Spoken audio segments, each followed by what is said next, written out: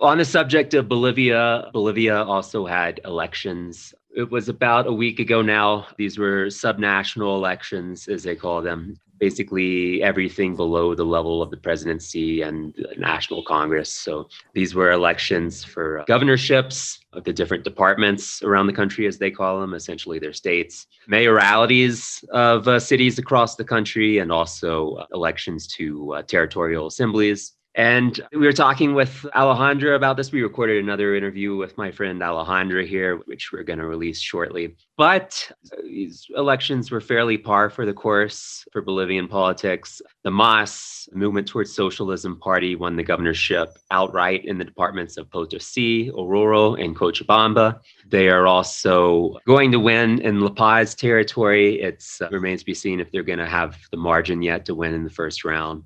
And then they're leading in Tarija and Pando. And it's also going to go to a second round for the governorship in Chuquisaca. The MAS is within striking distance there. Really not a bad result, all told, for the MAS. The opposition only won outright for the governorship in the department of Beni. And also Luis Fernando Camacho, everyone's favorite Bolivian fascist, won the governorship of Santa Cruz, unfortunately. So he's going to continue to have a platform and a voice in Bolivian politics, unfortunately. And then as far as the mayoralities go in Bolivia, the MAS, they lost most of the mayoral races for the major cities throughout the country, which also tends to be typical. The MAS's core of support is in rural areas throughout the country. They tend to have a harder time in the cities. Bolivia in general is a very rural country compared to other Latin American countries. I mean, Brazil, for example, the population is very much based in the cities. Bolivia is still fairly rural. The MAS did win the mayoralities in Sucre, which was kind of interesting. It was kind of a case of a divided opposition there. They won the mayorality in Cobija and also in Oruro. So this will all be fascinating for the 2 or 3 listeners we have who are familiar with all these places in Bolivia, who I guess haven't already been following the news of the elections there. Did you have any comment on that? One thing that Ala mentioned to us, and that's definitely reflected in these results, is how much of an established leftist power MAS is. And you said that it's probably the most successful left-wing political movement, arguably in the world. And even though they didn't win absolutely everything, this still bears that out. Yeah, I would say, in my opinion, the most successful leftist electoral party. I mean, there are other movements. Right, The Chinese Communist Party, probably fairly successful, I think you could say. But just in terms of the length of time they've been able to hold power in Bolivia and just the extent of what they've been able to do for the population here in terms of poverty reduction and in terms of really modernizing the country, it's quite impressive. And I think there's a lot to draw inspiration from. If I were a leftist and I only followed US politics, I think I might be pretty depressed. But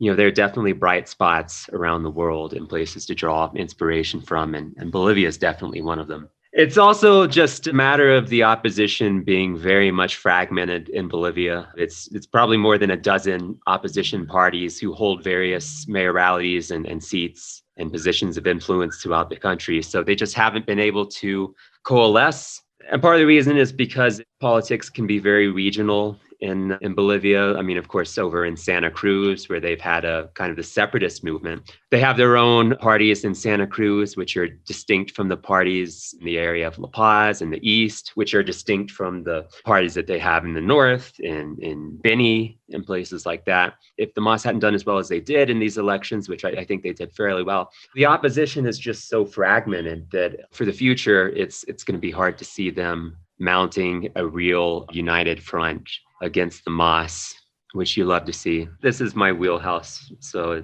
I don't expect everyone to be as obsessed with Bolivian politics as I am. But it is something to obsess about, if only to look at an example for ourselves. I mean, you could say that given our history and the context here, it's a bit apples and oranges, but they've had to contend with our constant attempts at trying to change them, which usually are very serious, lead to bloodshed and cause a lot of strife in order for us to get our way. And so if they can do that there, Yeah, I believe in a left wing populist movement here a little more, thanks to what they're able to do there. Yeah, that's a good point. They're up against a lot here in Bolivia. I mean, any Latin American country, any country in the global South is up against a lot because it's not only a matter of building a left wing movement, but it's a matter of not getting cooed by the United States. It's a matter of trying not to bring sanctions upon yourself and really existing in this global economy that is defined by other larger, more powerful entities. And I mean, that's one of the reasons I'm sympathetic towards somewhere like China, because there are people who will say, oh, they've abandoned socialism, they've gone to the right, they've regressed into capitalism.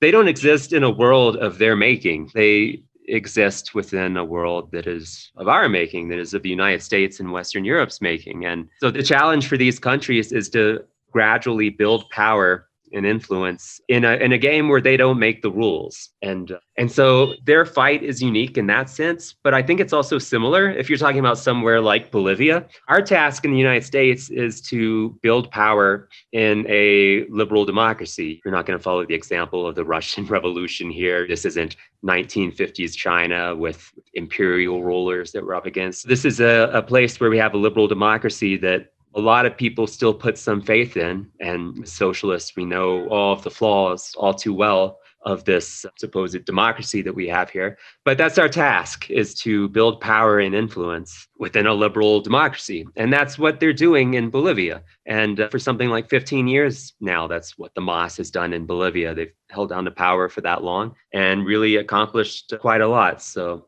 in that sense, I think there's a lot we can learn from them. The reversal of Lula's imprisonment in Brazil and the arrest of Anya's in Bolivia are two events that I'm just trying to imagine their equivalents happening in the United States. And it's so nice to dream. These events give you a sense that something better is possible. And we really need to get serious about conjuring the political will and structures that would make those kinds of results possible. Yeah, I think that's well said.